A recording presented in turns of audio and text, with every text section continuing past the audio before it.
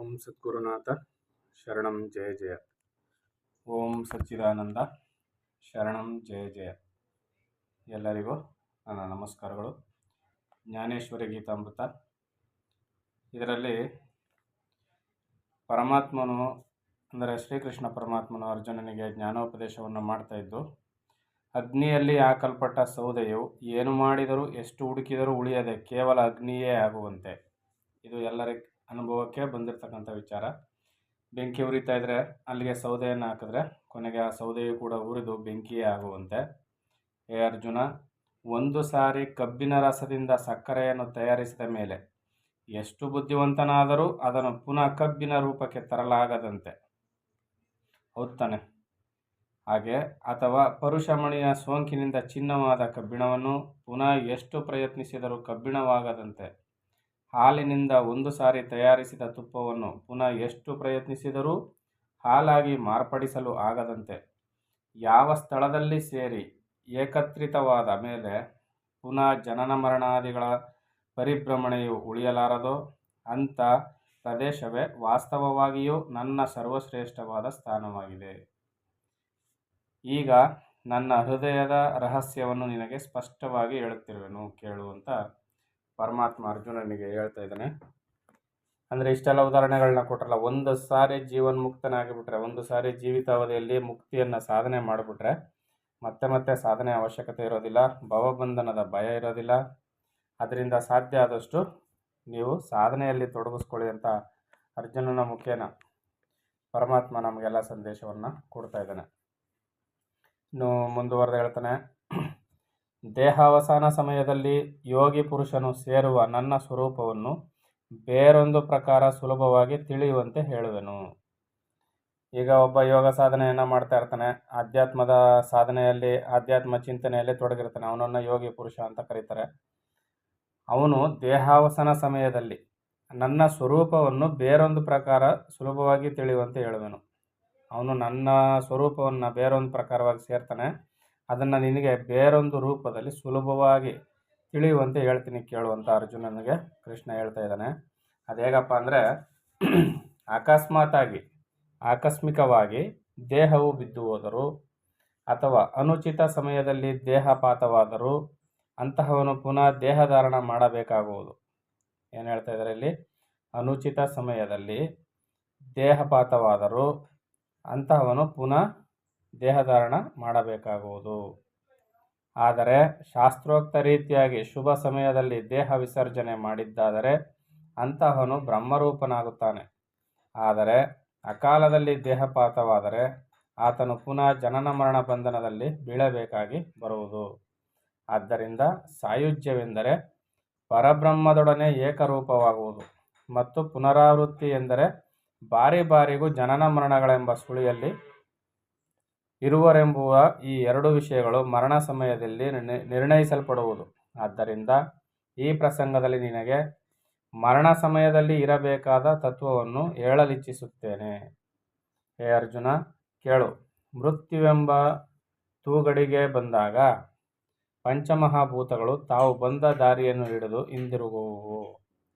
ಮೃತ್ಯು ಎನ್ನುವುದು ತೂಕಡಿಕೆ ಬಂದಂಗೆ. ಈಗ ನಮಗೆ ಚೆನ್ನಾಗಿ ನಿದ್ರೆ ಬರೋದು ಸೂಚನೆ ಯಾವುದು? ತೂಕಡಿಸ್ತಾ ಇರ್ತೀವಲ್ವ. ಈ ಮೃತ್ಯು ಅಂತಕ್ಕಂಥದ್ದು ತೂಕಡಿಕೆ. ಈ ತೂಕಡಿಕೆ ಬಂದಾಗ ಏನಾಗುತ್ತೆ ಅಂದರೆ, ಪಂಚಮಹಾಭೂತಗಳು, ಈ ಪಂಚಭೂತಗಳಿಂದ ಆಗಿರ್ತಕ್ಕಂಥ ಈ ದೇಹ ಇದೆಯಲ್ಲ, ಈ ಪಂಚಮಹಾಭೂತಗಳು ಏನಾಯ್ತವೆ? ತಾವು ಬಂದ ದಾರಿಯನ್ನು ಹಿಡಿದು ಹಿಂದಿರುಗುವು. ಅಂದರೆ ಆ ಪಂಚಭೂತಗಳಿಂದ ಬಂದಿರತಕ್ಕಂಥ ಶಕ್ತಿ ಎಲ್ಲ ಏನಾಗುತ್ತೆ? ತನ್ನಿಂತಾನೇ ಹಿಮ್ಮುಖವಾಗಿ ಹೋಗೋದಕ್ಕೆ ಶುರುವಾಗುತ್ತೆ. ಶಬ್ದ, ಆಕಾಶ ತತ್ವವಾದ ಶಬ್ದ, ಕಿವಿ ಶಬ್ದ ಮರೆಯಾಗುತ್ತೆ. ಎಲ್ಲ ಇಂದ್ರಿಯಗಳೆಲ್ಲ ತನ್ನ ಕಾರ್ಯವನ್ನು ನಿಲ್ಲಿಸ್ತಾ ಬಂದ್ಬಿಡ್ತವೆ. ಅದರಿಂದ ಇಲ್ಲಿ ಕೃಷ್ಣ ಏನು ಹೇಳ್ತಾ ಇದ್ದಾನೆ? ಮೃತ್ಯುವಿನ ಸಮಯದಲ್ಲಿ ಪಂಚಭೂತಗಳು ಬಂದ ದಾರಿಯನ್ನು ಹಿಡಿದು ಹಿಂದಿರುಗುವು. ಇದರಿಂದ ದೇಹ ವಿಸರ್ಜನೆ ಸಮಯ ಬಂದಾಗ ಬುದ್ಧಿ ಭ್ರಾಂತಿಗೊಳ್ಳದಿರುವುದಕ್ಕೆ, ಸ್ಮೃತಿಯು ಕುರುಡಾಗಿರುವುದಕ್ಕೆ, ಶರೀರದ ಸಂಗಡ ಮನಸ್ಸು ಸಾಯದೆ ಇರಬೇಕಾದರೆ ಮತ್ತು ಪಂಚಪ್ರಾಣಗಳೆಂಬ ಈ ಚೇತನ ಸಮೂಹವು ಸರಿಯಾದ ಸ್ಥಿತಿಯಲ್ಲಿದ್ದು ಸಂಪೂರ್ಣವಾಗಿ ಕೆಲಸ ಮಾಡಬೇಕೆಂದಿದ್ದರೆ ಮತ್ತು ಇದೇ ವಿಧವಾಗಿ ಅಂತರೇಂದ್ರಿಯ ಸಮೂಹವು ಒಳ್ಳೆಯ ಸ್ಥಿತಿಯಲ್ಲಿದ್ದು ಚೆನ್ನಾಗಿ ಕೆಲಸ ಮಾಡಬೇಕಾದರೆ ಮತ್ತು ಪ್ರಾಣ ಪ್ರಯಾಣದವರೆಗೂ ಎಚ್ಚರವಾಗಿಯೇ ಇರಬೇಕಾಗಿದ್ದರೆ ಶರೀರದ ಒಳಗಣ ಅಗ್ನಿಪಟುತ್ವವು ಅಂದರೆ ಉಷ್ಣತೆಯು ಕಡೆಯವರೆಗೂ ಸರಿಯಾಗಿ ಇರಬೇಕಾದ ಅವಶ್ಯಕತೆ ಇದೆ. ಅರ್ಜುನನಿಗೆ ಕೃಷ್ಣ ಏನು ಹೇಳ್ತಾ ಇದ್ದಾನೆ ಇಲ್ಲಿ, ಈಗ ಮರಣದ ಸಮಯ ಹತ್ತಿರವಾಗಿರ್ತಕ್ಕಂಥವ್ನಿಗೆ ಏನಾಗುತ್ತೆ, ಪಂಚಭೂತಗಳ ಶಕ್ತಿ ಎಲ್ಲ ವಾಪಸ್ ಹೊರಟೋಗುತ್ತೆ. ಕಿವಿ ಕೇಳಿಸೋದಿಲ್ಲ, ಶರೀರದಲ್ಲಿ ಉಷ್ಣತೆ ಇರೋದಿಲ್ಲ, ವಾಯುವಿನ ಅಂಶ ಇರೋದಿಲ್ಲ, ಪ್ರಾಣವಾಯು ನಿಲ್ಲೋದಿಲ್ಲ, ಹೀಗೆ ಆ ಜಲದ ಅಂಶ ಇರೋದಿಲ್ಲ, ಬಾಯೆಲ್ಲ ಬತ್ತಿ ಹೋಗುತ್ತೆ, ಗಂಟ್ಲು ಒಣಗೋಗುತ್ತೆ. ಈ ಪಂಚಭೂತಗಳ ಶಕ್ತಿಗಳು ಪೂರ್ತಿ ಹಿಂದಕ್ಕೆ ಹೊರಟೋಗುತ್ತೆ. ಇಂದ್ರಿಯ ಸಮೂಹಗಳು ಎಲ್ಲ ದುರ್ಬಲ ಆಗುತ್ತೆ, ಬುದ್ಧಿ ಭ್ರಮಣೆ ಆಗುತ್ತೆ, ಮನಸ್ಸು ಚಂಚಲವಾಗುತ್ತೆ. ಇಷ್ಟೆಲ್ಲ ಕೆಲಸಗಳು ಏರ್ಪಡುತ್ತೆ. ಈ ಸ್ಥಿತಿಯಲ್ಲಿ ಮರಣವನ್ನು ಹೊಂದಿದರೆ ಏನಾಗುತ್ತೆ, ಪುನಃ ಜನ್ಮವನ್ನು ಪಡಿಬೇಕಾಗುತ್ತೆ. ಅದನ್ನೇ ಕೃಷ್ಣ ಮೇಲೆ ತಿಳಿಸಿದ್ದು.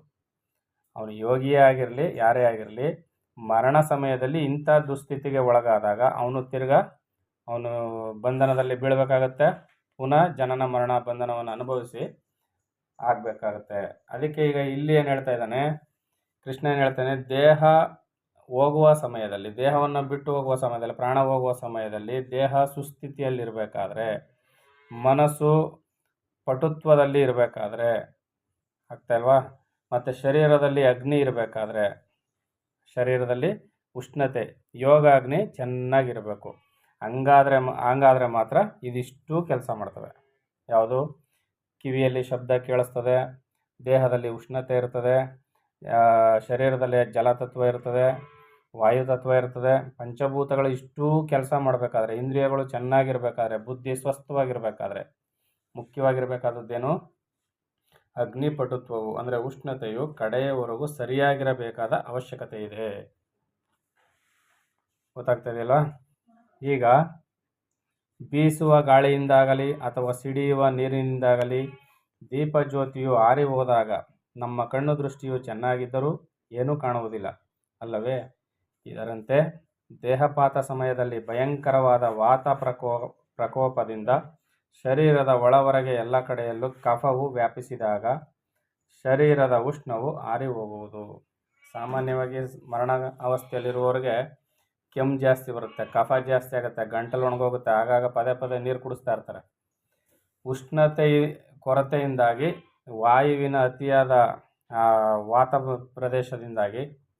ವಾತದಿಂದಾಗಿ ಇಷ್ಟೆಲ್ಲ ದುರವಸ್ಥೆಗಳು ಕಾಣಿಸ್ಕೊಳ್ತವೆ ಶರೀರದಲ್ಲಿ. ಆ ಸಮಯದಲ್ಲಿ ನಾವು ಭಗವತ್ ಚಿಂತನೆ ಮಾಡೋದಿಲ್ಲಿಂದ, ಆ ನೋವಿನಿಂದ ನಾವು ನರಳ್ತಾ ಇರ್ತೀವಿ. ಅದಕ್ಕೋಸ್ಕರ ಇಲ್ಲಿ ಇಷ್ಟನ್ನು ಹೇಳ್ತಾ ಇರೋದು. ಆ ಸಮಯದಲ್ಲಿ ಪ್ರಾಣದಲ್ಲಿ ಪ್ರಾಣ ಇರುವುದಿಲ್ಲ, ಬುದ್ಧಿ ಮೊದಲಾದವುಗಳ ಸ್ಥಿತಿಯನ್ನು ಹೇಳಬೇಕಾದದ್ದೇ ಇಲ್ಲ. ಶರೀರಗತವಾದ ಉಷ್ಣಾಂಶವು ಇಲ್ಲದಿರುವಾಗ ಶರೀರಕ್ಕೆ ಜೀವನತ್ವವು ಇರಲಾರದು. ಶರೀರದಲ್ಲಿ ಇರಬೇಕಾಗಿದ್ದ ಉಷ್ಣತೆ ಶರೀರದಲ್ಲಿ ಇರಲಿಲ್ಲ ಅಂದರೆ ಇಷ್ಟೆಲ್ಲ ಕೆಲಸಗಳು ನಿಂತೋಯ್ತವೆ. ಲೋ ಬಿ ಪಿ ಆಗೋಯ್ತು ಅಂತಾರೆ, ಗೊತ್ತಾ? ಹೈ ಬಿ ಪಿ ಆದರೂ ಕೂಡ ಉಳಿಸ್ಕೊಬಿಡ್ತಾರೆ, ಲೋ ಬಿ ಪಿ ಆದರೆ ಉಳಿಸ್ಕೊಳ್ಳೋಕ್ಕೆ ಆಗೋದಿಲ್ಲ ಅಂತಾರೆ ವೈದ್ಯರು. ಅದರಿಂದ ಈ ಲೋ ಬಿ ಪಿ ಅಂದರೆ ಕಡಿಮೆ ರಕ್ತದೊತ್ತಡ, ಹೈ ಬಿ ಪಿ ಅಂದರೆ ಅಧಿಕ ರಕ್ತದೊತ್ತಡ. ಆದರೆ ಇಲ್ಲಿ ಉಷ್ಣತೆ ಇರ್ತದೆ. ಆ ಶರೀರದ ಉಷ್ಣತೆಯನ್ನು ಕಾಯ್ದುಕೊಳ್ಳಿಲ್ಲ ಅಂದರೆ, ಈಗ ಸಾಮಾನ್ಯವಾಗಿ ಆರೋಗ್ಯ ತಪ್ಪಿದವ್ರಿಗೆ ಪಾದವನ್ನು ಹಾಕಿ ಉಜ್ಜುತ್ತಾರೆ, ಕೈ ಅಂಗೈಗಳನ್ನ ಉಜ್ಜುತ್ತಾರೆ, ಬೆನ್ನಿಗೆಲ್ಲ ಔಷಧಿ ಎಲ್ಲ ಹಾಕಿ ಉಜ್ಜುತ್ತಾರೆ ಅಲ್ವಾ, ಉಷ್ಣತೆ ಬರಲಿ ಅಂತ. ಆ ಉಷ್ಣತೆ ಕಡಿಮೆ ಆದಾಗ ಬುದ್ಧಿ ಕೆಲಸ ಮಾಡೋದಿಲ್ಲ, ಮನಸ್ಸು ಕೆಲಸ ಮಾಡೋದಿಲ್ಲ, ಪ್ರಾಣದ ಕೆಲಸವೇ ಇರೋದಿಲ್ಲ. ಈ ರೀತಿಯಲ್ಲಿದ್ದಾಗ ಜೀವತ್ವವು ಕೂಡ ಇರೋದಿಲ್ಲ. ಜೀವತ್ವ ಇರೋದಿಲ್ಲ ಅಂದರೆ ಏನು, ಅಲ್ಲಿ ಸತ್ತೋಗ್ತಾನೆ ಅಂತ ಅರ್ಥ. ಶಾಖವು ನಷ್ಟವಾದಾಗ ಶರೀರವು ಇರುವುದಾದರೂ ಹೇಗೆ? ಅಂತಹ ಸ್ಥಿತಿಯಲ್ಲಿ ಶರೀರವನ್ನು ಮಣ್ಣಿನಿಂದ ಮಾಡಿದ ಬೊಂಬೆಯಂತೆ ತಿಳಿಯಬೇಕು. ಯಾವಾಗ ಶರೀರದ ಉಷ್ಣತೆ ಆರಿ ಹೋಯ್ತೋ ಅಲ್ಲಿಗೆ ಆ ದೇಹ ಅದರ ಕೆಲಸ ಮುಗೀತು ಅಂತ ಅರ್ಥ. ಸಾವು ಯಾವ ರೀತಿ ಬರ್ತದೆ ಅಂತ ಇಲ್ಲಿ ವರ್ಣನೆ ಮಾಡ್ತಾ ಇದ್ದಾರೆ. ಮತ್ತು ಅದನ್ನು ಯಾವ ರೀತಿ ಕಾಪಾಡ್ಕೋಬೇಕು ಅನ್ನೋದನ್ನು ಕೂಡ ಇಲ್ಲಿ ತಿಳಿಸ್ತಾ ಇದ್ದಾರೆ. ಈ ಸ್ಥಿತಿಯಲ್ಲಿ ಆಯುಷ್ಯ ಕಾಲವು ಕತ್ತಲೆಯಲ್ಲಿ ಬಿದ್ದು ವ್ಯರ್ಥವಾಗಿ ನಶಿಸುತ್ತದೆ ಮತ್ತು ಈ ಶರೀರವು ಯಾವಾಗ ಅಂತ್ಯವಾಗುವುದೆಂಬುದು ಸಹ ತಿಳಿಯದು. ಇಂತಹ ಸ್ಥಿತಿಯಲ್ಲಿ ಮನುಷ್ಯನು ಹಿಂದಿನಂತೆಯೇ ಸ್ಮೃತಿಯುಳ್ಳವನಾಗಿ ಜ್ಞಪ್ತಿಯಿಂದ ಈ ಶರೀರವನ್ನು ಬಿಟ್ಟು ಆತ್ಮಸ್ವರೂಪದಲ್ಲಿ ಸೇರಿ ಹೋಗೋಣವೆಂದರೆ ಕಫಾದಿಗಳಿಂದ ಎಚ್ಚರಿಕೆಯೂ ಇಲ್ಲದಂತಾಗಿ ಈ ಶರೀರದಲ್ಲಿರುವ ಜೀವನ ಜ್ಯೋತಿಯು ಅದೃಶ್ಯವಾಗುವುದು. ಏನಾದರೂ ಆಗಲಿ, ಶರೀರ ಎಷ್ಟಾದರೂ ರೋಗ ಬಿದ್ದಿರಲಿ, ನಾನು ಪರಮಾತ್ಮನ ನಾಮಸ್ಮರಣೆ ಮಾಡಿ ದೇಹ ಬಿಟ್ಬಿಡೋಣ ಅಂತಂದರೆ ಕೆಮ್ಮು ಕಫ ಜಾಸ್ತಿ ಆಗುತ್ತೆ. ಆವಾಗೇನಾಗುತ್ತೆ, ಕೆಮ್ಮಿ ಸಾಕಾಗ್ಬಿಟ್ಟಿರ್ತೀವಿ, ಕಫವನ್ನು ಉಗಿದು ಸಾಕಾಗ್ಬಿಟ್ಟಿರ್ತೀವಿ. ಆ ಟೈಮಲ್ಲಿ ಯಾವ ಪರಮಾತ್ಮ ಚಿಂತನೆಯನ್ನು ಮಾಡೋಕ್ಕಾಗೋದಿಲ್ಲ. ಸಾಮಾನ್ಯವಾಗಿ ಆರೋಗ್ಯ ತಪ್ಪಿದಾಗಲೇ ಕೆಮ್ಮಿನಿಂದಾಗಿ ನಮ್ಮ ಇನ್ನೇನು ಸತ್ತೋದ್ರೂ ಸಾಕಪ್ಪ ಅನ್ನಿಸ್ಬಿಟ್ಟಿರ್ತದೆ. ಇನ್ನು ಇಂಥ ಸಮಯದಲ್ಲಂತೂ ಕೇಳುವಾಗೇ ಇಲ್ಲ. ಮರಣಾವಸ್ಥೆಯಲ್ಲಿ ಇಷ್ಟೆಲ್ಲ ಆಗುತ್ತೆ. ಮತ್ತು ಪೂರ್ವಾಪರ ಸ್ಮೃತಿ ಎಲ್ಲವೂ ನಾಶವಾಗುವುದು. ಇದರಿಂದ ಧನಭಂಡಾರವು ಕಾಣುವ ಮೊದಲೇ ಕೈಯಲ್ಲಿದ್ದ ದೀಪವು ಆರಿ ಹೋಗುವಂತೆ. ಈಗ ಹಣದ ರಾಶಿ ಎಲ್ಲೋ ತುಂಬಿರ್ತದೆ, ಅದನ್ನು ಹುಡುಕೊಂಡು ಹೋಗಿರ್ತೀವಿ. ಇನ್ನೇನೋ ಕೈಗೆ ಸಿಗಬೇಕು, ಇನ್ನೇನೋ ಕಣ್ಣಿಗೆ ಕಾಣಿಸ್ತದೆ ಅನ್ನೋ ಟೈಮಲ್ಲಿ ಕೈಯಲ್ಲಿ ಹಿಡ್ದಿರೋ ದೀಪ ಆರಿ ಹೋಯಿತು. ಹತ್ರಕ್ಕೆ ಹೋಗಿದ್ದೀವಿ, ದೀಪ ಆರಿ ಹೋಯಿತು. ಈಗ ಹಣ ನೋಡ್ಲಿಕ್ಕೆ ಆಗೋದೇ ಇಲ್ಲ. ಆ ರೀತಿಯಲ್ಲಿ ಮೊದಲಿನಿಂದ ಮಾಡಿದ ಯೋಗಾಭ್ಯಾಸವು ಮೃತ್ಯು ಬರುವುದರೊಳಗಾಗಿಯೇ ನಶಿಸುವುದು. ಗೊತ್ತಾಗ್ತಿದೆ ಅಲ್ವಾ? ಯೋಗ ಸಾಧನೆಯನ್ನೇನೋ ಮಾಡ್ಕೊಂಡು ಬಂದಿರ್ತೀವಿ, ಆದರೆ ಅದನ್ನು ಸರಿಯಾದ ಕ್ರಮದಲ್ಲಿ ನಿರಂತರ ಮಾಡದೇ ಇದ್ದಾಗ ಇಷ್ಟೆಲ್ಲ ದುರವಸ್ಥೆಗಳು ಬರ್ತವೆ. ಹೀಗೆ ಮೃತ್ಯುವಿನ ಸನ್ನಿಹಿತ ಕಾಲದಲ್ಲಿ ಕಫಾದಿ ಉಪದ್ರವಗಳ ವೇಗವನ್ನು ತುಳಿದು ಭಸ್ಮ ಮಾಡಿ ಜಾಗ್ರತೆಯನ್ನು ಕಾಪಾಡಿಕೊಂಡು ಯೋಗ ಶಕ್ತಿಯನ್ನು ಉಳಿಸಿಕೊಳ್ಳಲು ಶರೀರದ ಉಷ್ಣವೇ ಮೂಲಾಧಾರವಾಗಿರುತ್ತದೆ. ಆದ್ದರಿಂದ ಪ್ರಾಣ ಪ್ರಯಾಣ ಸಮಯದಲ್ಲಿ ಈ ಶರೀರದಲ್ಲಿ ಅಗ್ನಿಬಲವು ಅವಶ್ಯವಾಗಿಯೂ ಇರಬೇಕು. ಶ್ರೀ ಪರಮಹಂಸ ಸಚ್ಚಿದಾನಂದ ಯೋಗೀಶ್ವರ ಗುರುಗಳು ತಮ್ಮ 92ನೇ ವಯಸ್ಸಿನಲ್ಲಿ ಜೀವ ಸಮಾಧಿಯನ್ನು ತೆಗೆದುಕೊಂಡ್ರು. ಅಲ್ಲಿಯವರೆಗೂ ಅವರು ತಮ್ಮ ಜೀವ ಸಮಾಧಿಯನ್ನು ತೆಗೆದುಕೊಂಡ್ರಲ್ಲ, ಅಲ್ಲಿಯವರೆಗೂ ನಿರಂತರವಾಗಿ ಕುಂಭಕ ಪ್ರಾಣಾಯಾಮ ಎಂಬ ಯೋಗಾಭ್ಯಾಸವನ್ನು ನಿರಂತರವಾಗಿ ಮಾಡ್ತಾಯಿದ್ರು. ಯಾಕಂದರೆ ಶರೀರದಲ್ಲಿ ಯೋಗಾಗ್ನಿಯ ಉಷ್ಣತೆ ಅತ್ಯಂತ ಅವಶ್ಯವಾಗಿತ್ತು.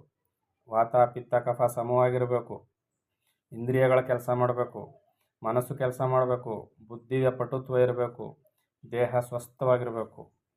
ಇಷ್ಟೆಲ್ಲವೂ ಇದ್ದು ಆಗ ಆತನು ಆಧ್ಯಾತ್ಮ ಸಾಧನೆಯಲ್ಲಿ ಮುಂದುವರಿಲಿಕ್ಕೆ ಸಾಧ್ಯ. ದೇಹವನ್ನು ಪರಮಾತ್ಮನ ಚಿಂತನೆಯಲ್ಲಿಯೇ ಅಥವಾ ಮನಸ್ಸನ್ನು ಪರಮಾತ್ಮನಲ್ಲಿಯೇ ಲಯಗೊಳಿಸ್ಲಿಕ್ಕೆ ಸಾಧ್ಯ.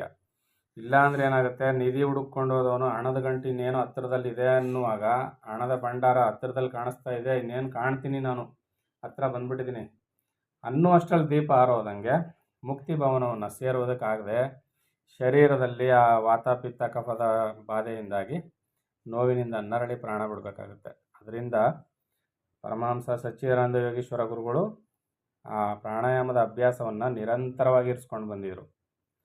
ಶಿಷ್ಯರುಗಳು ಕೂಡ ಅದನ್ನೇ ಹೇಳ್ತಾಯಿದ್ರು, ಈ ಕುಂಭಕ ಪ್ರಾಣಾಯಾಮ ಎಂಬುದು ಎಷ್ಟು ಅವಶ್ಯ ಮನುಷ್ಯನಿಗೆ ಅಂತ. ದಿನನಿತ್ಯ ಈ ಕುಂಭಕ ಪ್ರಾಣಾಯಾಮವನ್ನು ಅಭ್ಯಾಸ ಮಾಡುವವರಿಗೆ ಮಾತ್ರ ಅದರ ಅನುಭವ ಇರ್ತದೆ.